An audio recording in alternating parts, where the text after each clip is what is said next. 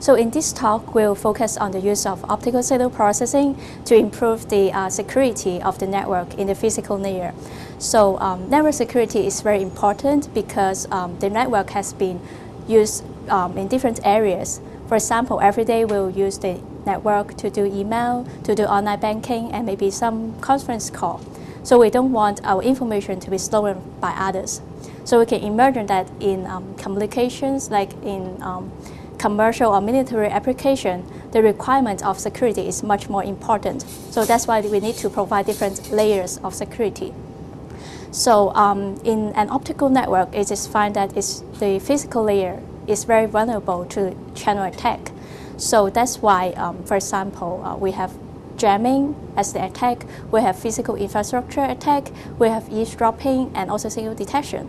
So in this talk, we'll discuss the implementation of multi-layer security using optical signal processing to improve the confidentiality and also availability of the system.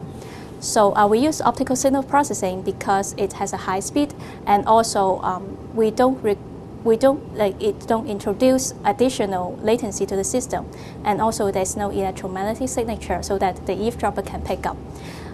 There are several areas we are going to cover, which include optical encryption, which can prevent eavesdropping and side channel attack, and we also have steganography to inhibit the observation of traffic pattern, and we have used the optical CDMA and using code hopping so that it can decrease the probability of interception.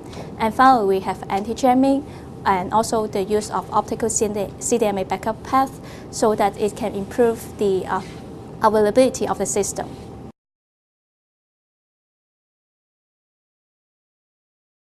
This talk, we start from fundamental material and some advanced in-depth study of this subject. So I think we can cover quite a broad audience. And also I think it is interesting because we use optical signal processing, and this processing has been used in different parts of the network, like signal regeneration and wavelength conversion, but it has rarely been studied. Combining the network security and being studied. So I think it will be interesting to combine these two together, and also I think it's interesting to learn about different aspects of the network security, and also how we demonstrate network security in multiple layers in the physical layer.